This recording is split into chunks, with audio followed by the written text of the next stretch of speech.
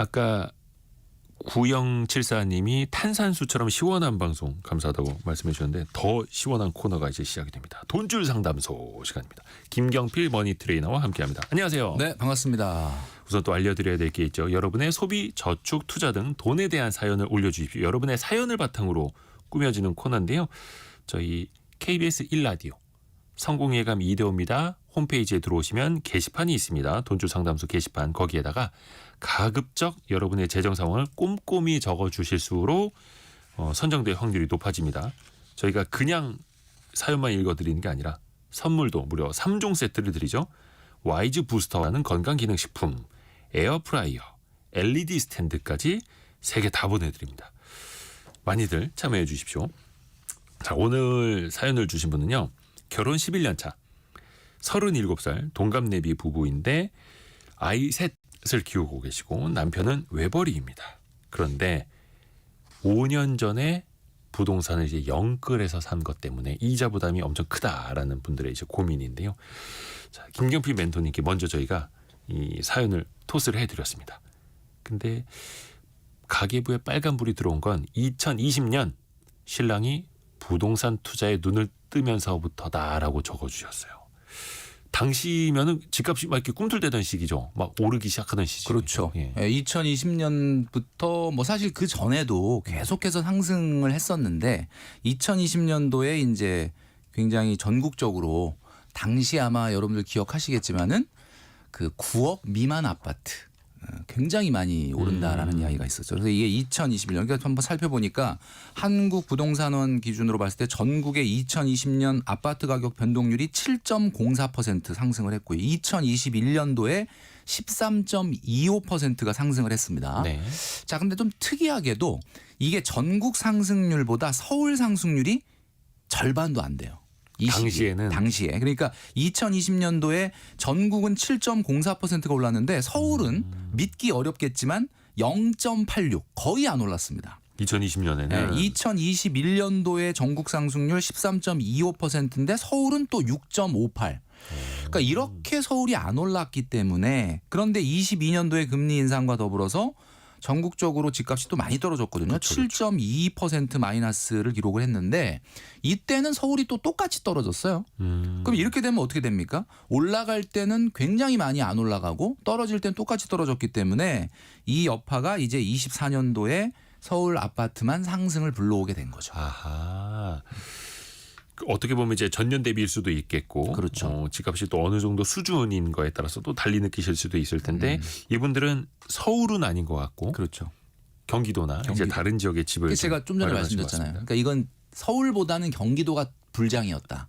근데 그 불장에 사셨다. 그죠. 그 불장의 거의 뭐 끝은 아니지만 2021년 말이 거의 끝이었는데 그렇죠. 2020년이니까 뭐 아주 끝은 아닌데 본인이 사고 조금 오르긴 올랐을 거예요. 근데 예. 이제 어쨌든 영끌을 해서 샀다는 게 가장 문제죠. 이 영끌이라는 말이 이제는 뭐 너무나 아마 우리 청취자분들도 이거 고민하시는 분 많겠지만 사실 제가 고백을 하면 제가 영끌계의 시조세입니다.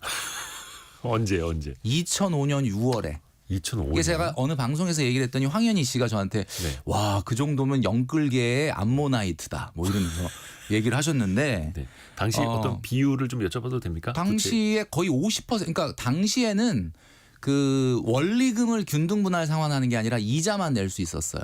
그러니까 제가 이제 딱 3개월만 지나면 집 산 지 20년 되는데 예. 결론부터 말씀드리면 이제 제가 그 강남 쪽에 샀거든요, 지금. 예. 그러니까 이제 왜 영끌을 할 수밖에 없었느냐?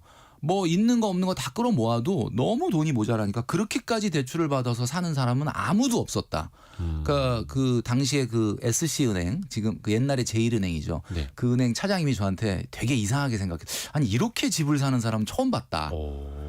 그러니까 이제 그 영끌을 했는데 그리고 나중에 제가 영끌을 했지만 저는 이제 그 시기가 집값이 상승하기 이제 시작할 때 했기 때문에 다행히 예, 일단 뭐 기간이 지금 20년 지났지 않습니까? 20년 전 얘기니까. 20년 전 얘기니까 뭐 결론적으로는 와 그러면 어마어마하게 올랐겠네. 또 뭐 지역도 강남 쪽이고 그러면 이렇게 얘기하시는데 저도 그런 줄 알았거든요. 예. 근데 최근에 한번 계산을 해봤어요. 예. 제가 그 동안에 오른 자본소득 대비 낸 이자나 뭐 종부세까지 낸 적이 있었거든요. 예. 한때는 예. 뭐 이런 것까지 다 계산을 해보니까 물론 계산기상으로는 뭐 약간 플러스는 맞지만 네. 그다지 그렇게 어마어마한 상승은 아닌 것 같다라는 생각이 듭니다. 20년의 시간 대비. 시간 대비 그동안에 어떻게 들어갔던 그 정신적인 에너지나 이런 것까지 다 한다 그러면 그렇게 뭐 대단한 성공은 아니지 않을까라는 생각을 하는 거죠. 어떻게 보면 살짝 무용담으로 들리기도 하는데 근데 지금 수준에서 그러니까 이제 감당 가능한 수준인가를 봐야 하는데 걱정은 이분들은 감당 가능한 수준이 아니었다라는 데서 그렇죠. 이분들이 일단 처음에 집을 샀는데 2020년에 샀고 그 후에 좀 집값이 오르니까 두 번째 아파트까지 사셨다는 아하. 겁니다. 근데 신용대출에다가 부모님 돈까지 끌어모아서 샀다라는 겁니다. 우리가 이제 보통 집을 살 때 우리 청취자분들도 고민이 많이 있으실 텐데 지금 영끌해서 가격이 회복이 안 돼서 또 고민하시는 분들 또 그리고 새롭게 지금 실수요니까 난 좀 대출 받아서 사도 되는 거 아니야? 라는 고민 이런 게 있을 수 있는데 이제 근본적으로 대출을 받아서 산다라고 한번 생각을 해볼게요. 집이. 네. 그러면 욕심 안 부리고 내가 사는 집이니까 내가 내는 대출 이자만큼만 올라주면 어때요? 그러니까 내가 만약에 이자를 한 1,000만 원 냈는데 네. 이게 1,000만 원 올랐다. 그러면 손해 아닌가요? 이자 비용만큼만 올라도 손해는 아니라고 생각할 수 있겠지만 그 사이에 또 인플레이션이 있겠죠. 그렇죠. 지금 방금 우리가 오늘 다른 경제상식 기회비용이 있을 퀴즈에서 수도 얘기했던 인플레이션도 있을 수 있고 많은 분들이 이런 생각을 갖고 있기 때문에 지금 이분 같은 행동을 하는 거거든요. 이게 분명히 아파트라고 하는 거는 어느 정도 올라줘야 내가 특별히 손해가 없다라는 그 최소 요구 수익률이라는 게 있는데 그 최고 요구 수익률에는 우리가 일반적으로 부담하는 금융비용 말고도 거래비용이라는 게 있습니다. 왜냐하면 이제 취득세를 내야 그렇죠. 되잖아요. 그리고 또 세금이라고 하는 보유세를 내야 되잖아요. 그렇기 때문에 우리가 생각할 때 지금 이분도 굉장히 좀 이렇게 어떻게 보면은 심사숙고하지 않은 거거든요. 네. 좀 주변에 너무 집값이 오르니까 나만 소외된다라고 하는 공포감 때문에 이걸 한 건데 만약에 아주 그냥 뭐 취득세라든지 보유세 이런 거는 내가 거주하는 집이니까 그러면 없다. 뭐 그거는 그냥 아니라고 생각을 하더라도 내가 내는 이자 금액만큼만 올라가면은 그래도 난 크게 손해 아니지 않을까라는 착각 때문에 집을 사시려고 하는 분들 네. 잘 들으셔야 되는 게 1,000만 원 이자 내는데 내가 1,000만 원 오르면 상세되는 거 아니야라고 생각하지만 예. 1,000만 원 오른 가격은 언제 내 손에 들어오죠? 우리 집값이 1,000만 원, 2,000만 원 올랐다. 그거 언제 내 손에 들어오느냐? 아주 먼 미래에 내가 이 집을 처분할 때 들어오잖아요. 네네네. 자본소득은 그래서 미래의 가치입니다. 그런데 내가 오늘 1,000만 원, 2,000만 원 올해 내년 이렇게 내는 이자는 지금 내야 당장 되잖아요. 나가는 거죠. 현재 가치잖아요. 그렇죠. 그 자본소득이라고 표현해 주신 거는 쉽게 표현하면 시세 차익. 시세 차이. 예. 그러니까 한마디로 얘기하면은 우리가 자꾸 착각을 하는 게 내가 집이 올라서 나한테 경제적인 수익이 생기는 자본소득 시세 차익이라는 거는 미래에 발생할 거고 그리고 미래 가치죠. 그리고 내가 지금 당장 이자를 내서 내 소득이 상실되고 있잖아요. 네네. 저축을 못 하고 있잖아요. 네. 이거는 현재 가치예요. 그럼 똑같이 1,000만 원이라 하더라도 여러분 생각해 보시죠. 10년 후에 1,000만 원이 가치 있습니까? 지금 1,000만 원이 가치 있죠. 지금 1,000만 원이죠. 지금 1,000만 원이 가치 있죠. 그렇죠. 그렇죠. 그러니까 이거는 일반적으로 봤을 때 우리가 생각할 때 그런 식으로 생각을 하시면 안 되고 보통 예금 이자 수익률의 2배 정도는 무조건 연간 올라야 마이너스가 아니에요. 주택은.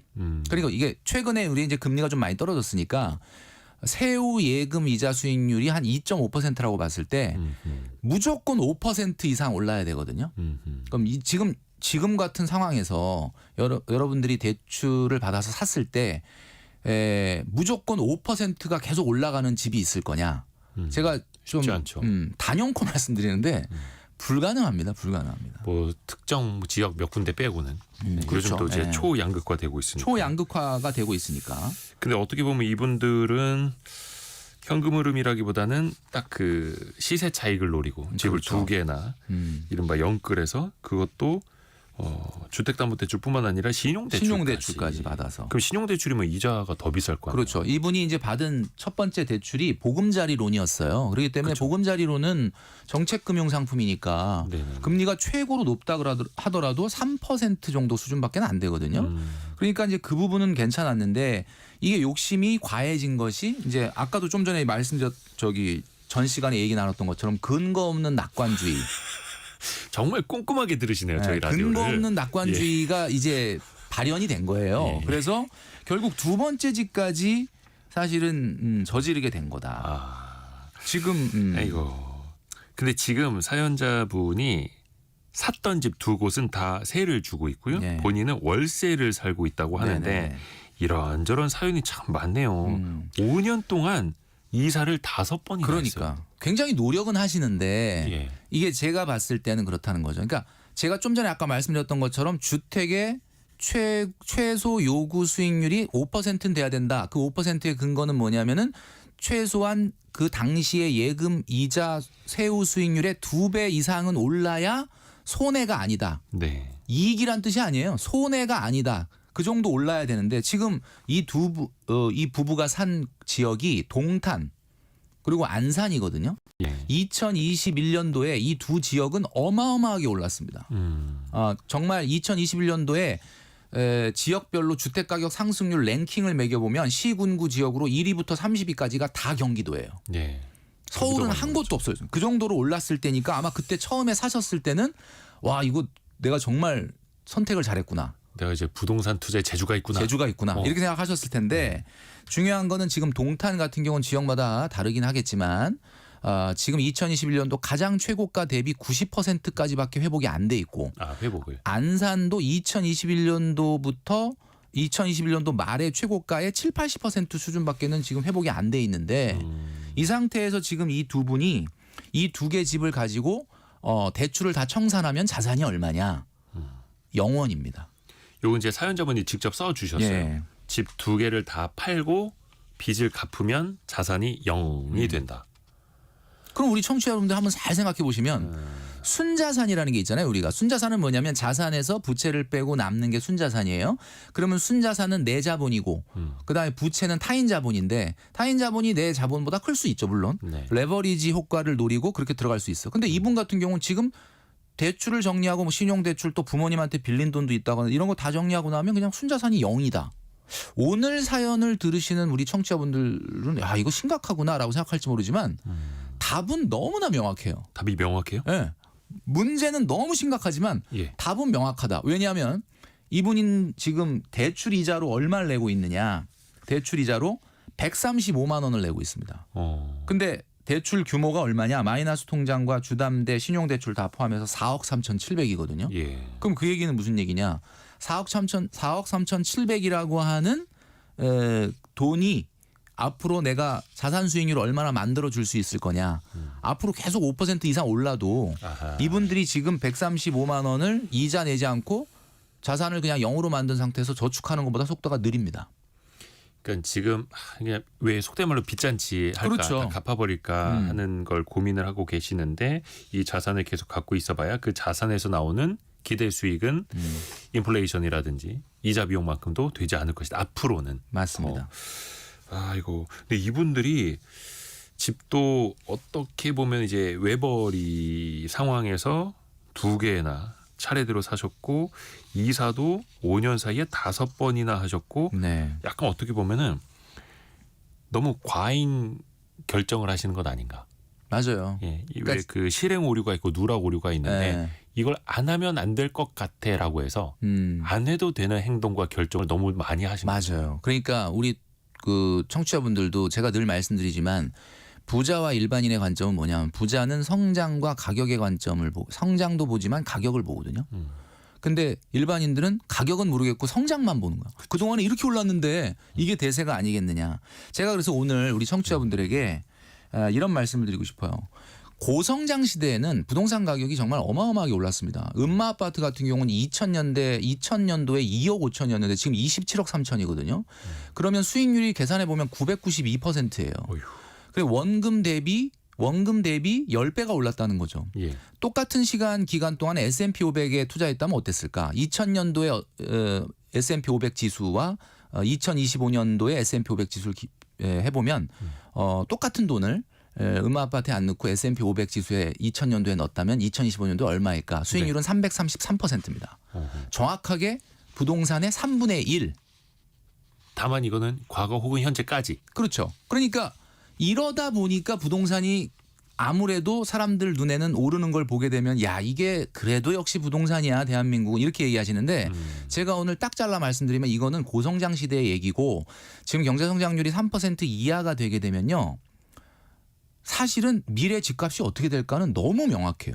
경제성장률이 3% 이하가 되잖아요. 그러면 결국은 기대 인플레이션 수준을 넘지 못합니다. 평균 수익률이. 자, 기대 인플레이션이라는 게 뭐예요? 국채 금리 10년물 금리를 보면 알 수 있습니다. 네.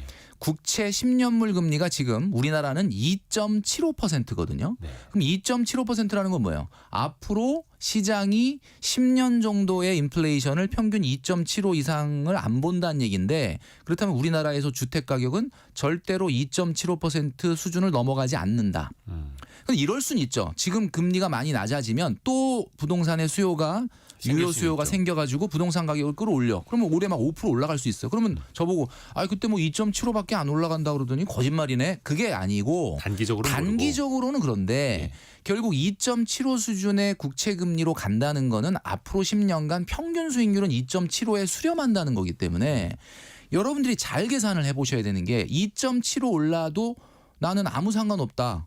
그러면 사셔도 돼요. 근데 이분들 같은 경우는 보세요. 이자를 135만 원을 내면서 지금 근데 2.75도 강남같이 초양극화됐을 때 상위 입지 같은 데는 뭐 2.75 정도 평균 기대할 수 있지만 네. 그렇지 않다 그러면 그거보다도 상승률 떨어질 가능성이 있거든요. 그렇기 때문에 이건 좀 주의해야 된다. 근데 그 말씀을 왜 드렸냐면 이분들이 지금 외벌이에 지금 한 달 수입이 한 540만 원 정도 되는데 아이는 셋이고 그렇죠. 그런데 그 이자가 그렇게 나가서 어떻게 보면 조금 이따가 더 구체적으로 말씀드리겠습니다만 총 지출이 월 수입을 넘어선 상황이어서 네. 저희가 이렇게 또 김경필 멘토님이 목소리에 힘을 주고 계시는 그죠. 겁니다. 일단은 또, 수입이 네. 540만 원 외벌이에요. 우리 청취자분들이 생각하실 때 어떨지 모르겠는데 예전에 한 5년 전만 해도 500만 원 넘는 가구 소득이다 그러면 뭐 그렇게 나쁘지 않구나 이런 느낌이었는데 만약에 뭐 한 2인 가구나 3인 가구라면 그렇죠. 뭐 나쁘진 않을 수 있는데 그런데 이 가구 같은 경우는 지금 보면 5인 가구입니다. 더 정확하게 얘기하면 5인 2묘 가구예요. 고양이가 2마리가 있거든요. 5인 2묘 가구. 그러면 여러분 한번 생각해 보십시오. 네. 5인 그 자녀가 3명이에요. 그러니까 540만 원이라는 소득 자체가 정말 많다고 보기가 어려운데 뭐 좀 이따 말씀드리겠지만 차가 2대예요. 네. 일단 저는 여기서부터가 일단 이게 뭔가 좀 잘못돼 가고 있구나라는 생각을 지금 하게 되는 거거든요. 혼줄 많이 나시겠네요. 네, 그러니까 이거는 근본적으로 제가 이제 아까 주택 가격 그 기대 인플레이션 이상 안 올라간다 그래서 많은 분들이 좀 발끈하시는 분이 있을 수도 있을 것 같아요. 왜냐하면 뭐 댓글창을 제가 보고 있지는 않지만 네. 아니 뭔 어떻게 알고 그렇게 2.75로 수렴한다고 얘기하느냐 이렇게 얘기하는데 우리가 이게 주식하고 부동산이 가장 크게 다른 점이 뭐냐면 주식은 예를 들면 A 회사가 있고 옆에 B 회사가 있고 C 회사가 있어. A 회사 옆에 B 회사가 있고 C 회사가 있는데 A 회사가 너무 잘 나가. 너무 잘 나가면 주가가 막 오르겠죠. 그럼 B 회사, C 회사에는 그 A 회사 잘 나가는 회사 옆에 있으니까 같이 좀 덤으로 잘 나갈 수 있나요? 아니죠. 안 되잖아요. 그러니까 이건 굉장히 개별성이 강한 자산이지만 부동산은 안 그렇거든요. 부동산은 A 옆에 있으면 A가 잘 나가잖아. B만 떨어질 것 같아요? 아니거든요. 상호간에 영향을 주는 자산이에요. 그래서 생각보다는 표준 편차가 적은 자산. 장기적으로 봤을 때는 어느 한 곳에 수렴을 합니다. 물론 초양극화기 때문에 기대값이 높은 그러니까 한마디로 유효 수요가 몰리는 곳은 상승률이 높고 안 그런 곳은 조금 덜 오르긴 하지만 그 평균이라고 하는 것은 거의 기대 인플레이션에 수렴한다. 그러니까 2.75%라고 지금 우리가 좀 전에 지금 한국 국채 10년물 금리 수준을 말씀드렸잖아요. 네. 이 정도 수준 오르면 난 괜찮아 라고 생각하는 분은 사셔도 된다는 거예요. 왜냐하면 내가 그 다른 집에 수입이 있으면. 네. 내가 그 집에 들어가서 살면 네. 어차피 그 집의 전셋값만큼은 어딘가 지불하려고 했었는데 지불 안 해도 되니까 그 비용은 빼야 되겠죠. 그러면 2.75% 정도 올라가면 나는 뭐 크게 문제 없다. 그러면은 사셔도 된다는 거예요. 그러니까 저희가 걱정이 되는 거는 그걸 이제 감당하실 수 있느냐. 근데 그게 아니라 이분들이 마이너스 통장까지 바닥이 나서 그러니까 마이너스 최대한 거의 다 쓰셔서 보험 약관 대출까지 받으셨대요. 이거는 금리가 높잖아요. 굉장히 높죠.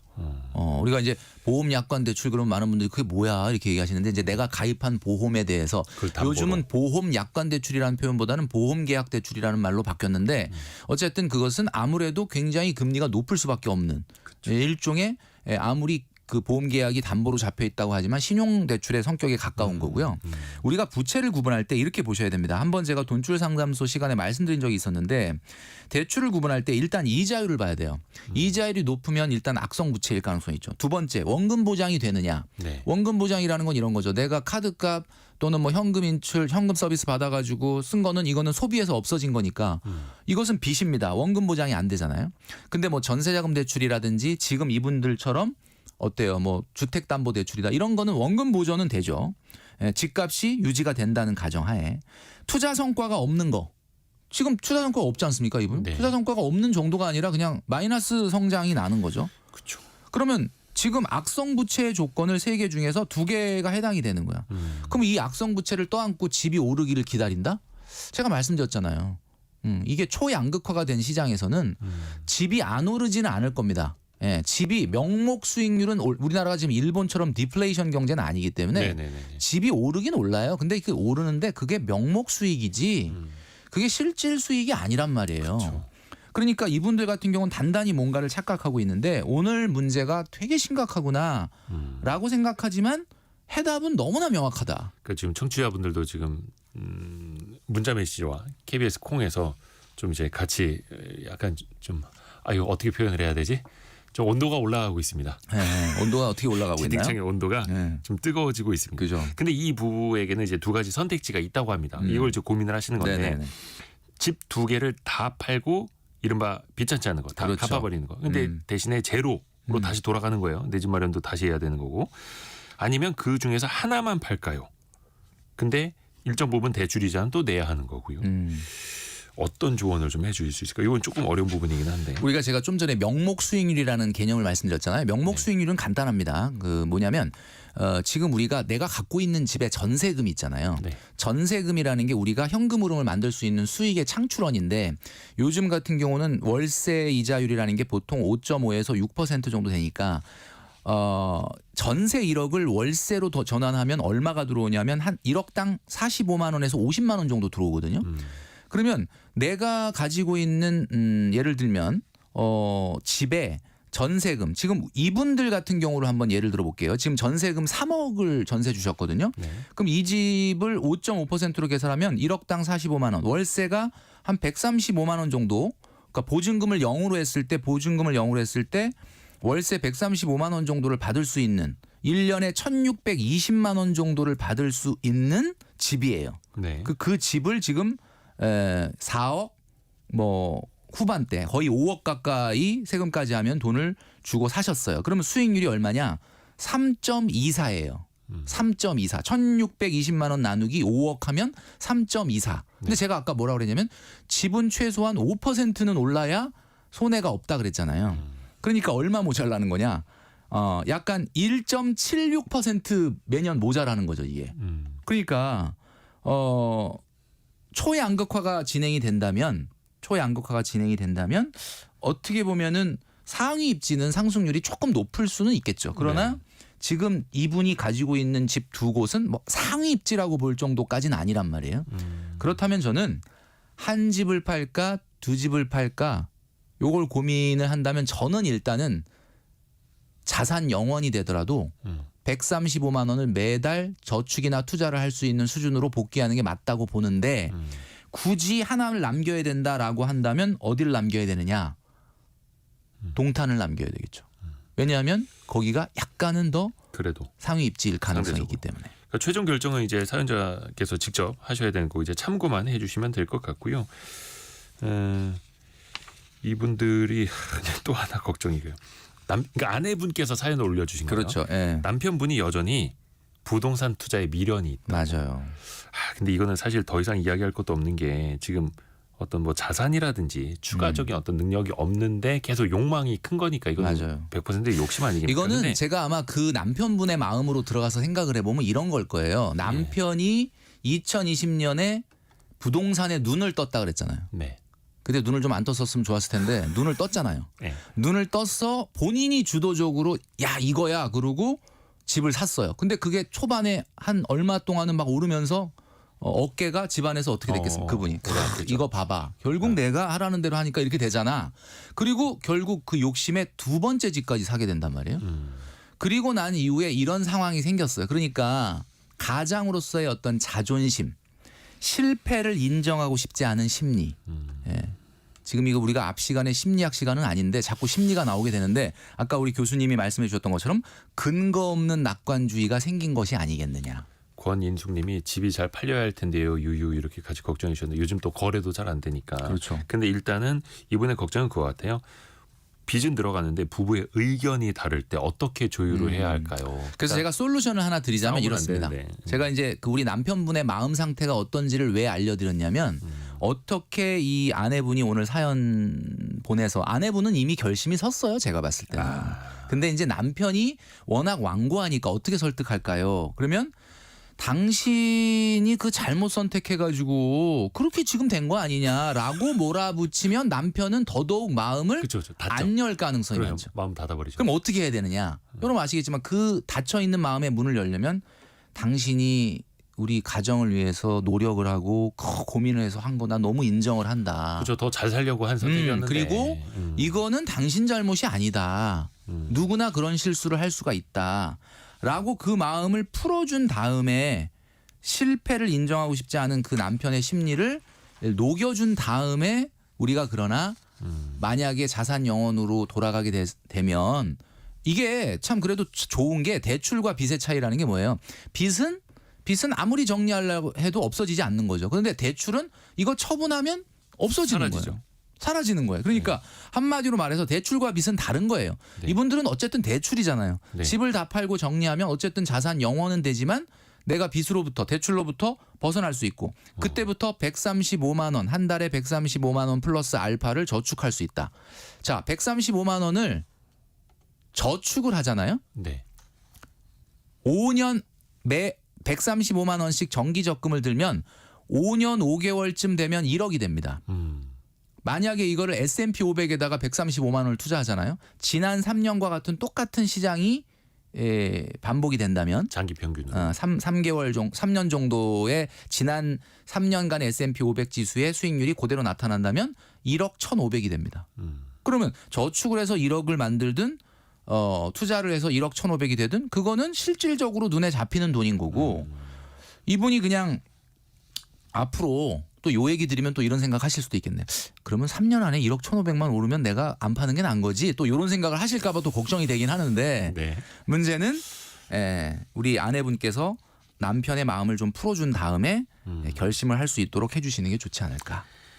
아이고 그러게요. 근데 이분들이 좀 생활비도 꼼꼼하게 써주셨는데 다만 고정 지출하고 변동 지출 개념을 좀 같이 혼동해서 써주셨더라고요. 맞아요. 예를 들어서 뭐 핸드폰 요금이라든지 관리비 전기가스비라든지 이런 거를 다 한꺼번에 고정 지출 426만 원 이렇게 써주셨어요.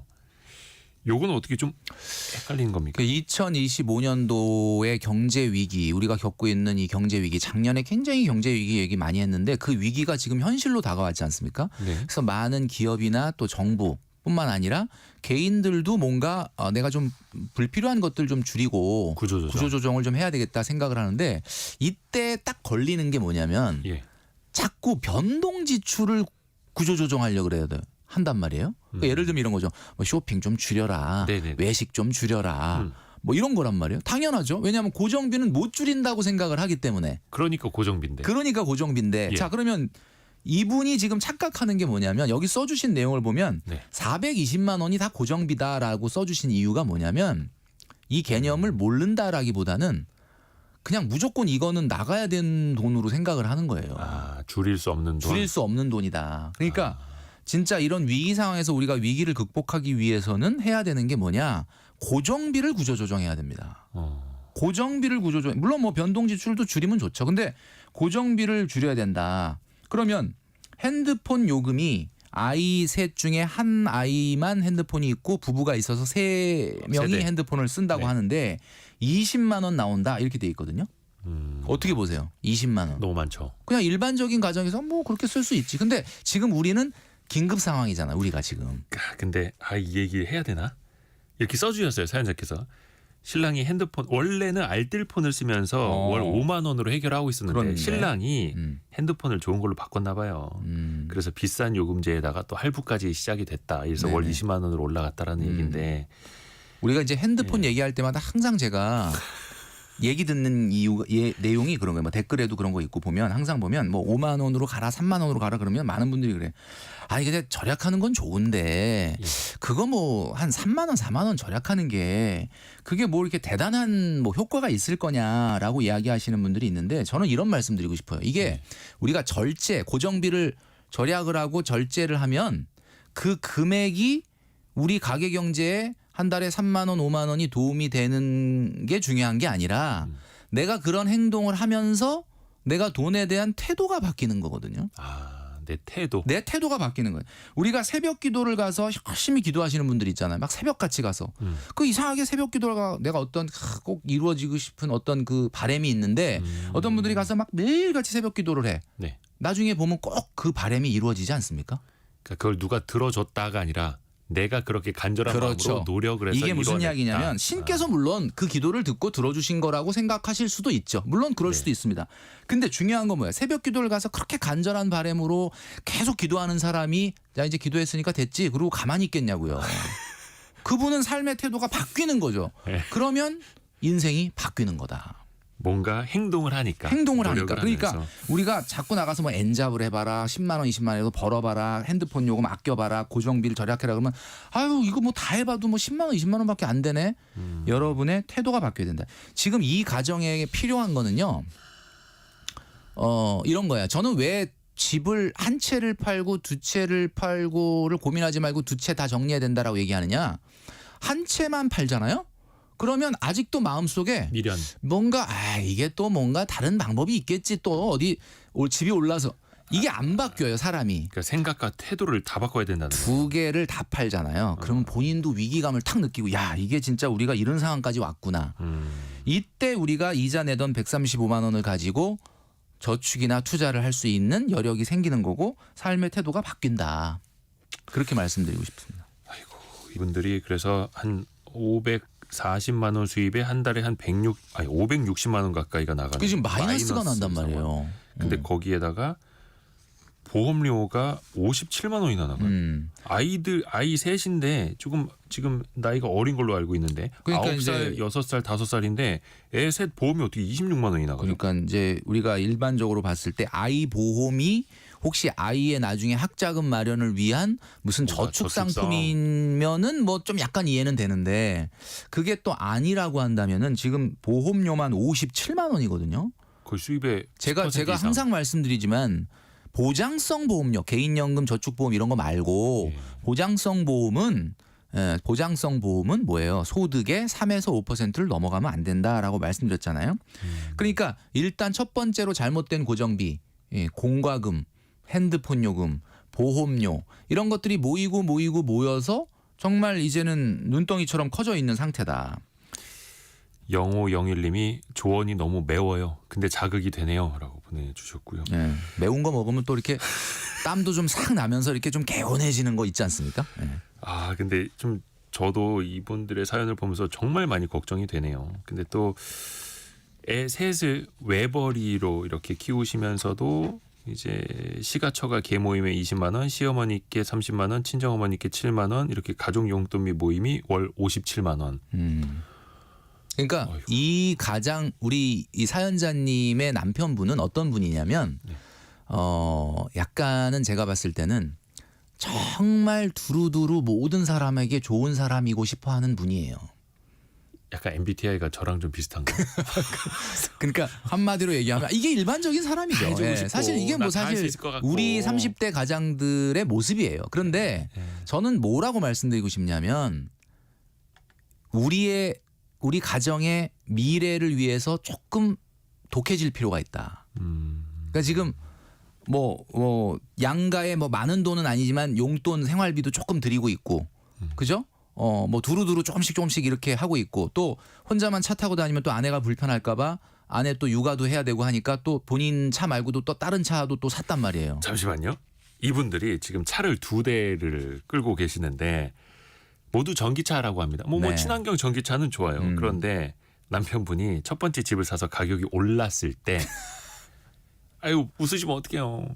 8천만 원짜리 전기차를 사신 거예요. 네. 그리고 아내분께는 2천만 원짜리 전기차 뭐 아마 중고인가? 아무튼 이렇게 해서 차 2대를. 근데 아내분은 기름값이 많이 안 나가서 좋아요라고 하고 계시는데 이분들의 사정에 지금 차 2대를 끄시는 거 여기도 혼줄이 이어집니까? 제가 이렇게 헛웃음이 나와서 죄송한데 일단은 예. 자산 효과라는 게 있지 않습니까? 우리 경제학 교과서에 보면 자산 효과라는 게 있어요. 자산 예. 효과가 뭐냐? 제가 지난 시간에도 한번 말씀드렸는데 S&P 500 지수에 투자한 분이 S&P 500이 오르면 야 오늘 내가 살게 뭐 이렇게 되고 내가 당장 손에 쥔 돈은 아닌데. 주는 돈도 없는데 그러니까 지금 이분도 집값이 오르니까 어때요? 이거 봐봐 내가 결국 내가 하자는 대로 한 게 정말 정답이었잖아. 그러면서 나 이 정도 이제 집값 오르고 나 집이 두 채니까 신형 전기차 한 대 뽑아도 돼. 이렇게 8천만 생각을 하고 8천만 원짜리 차를 뽑은 거예요.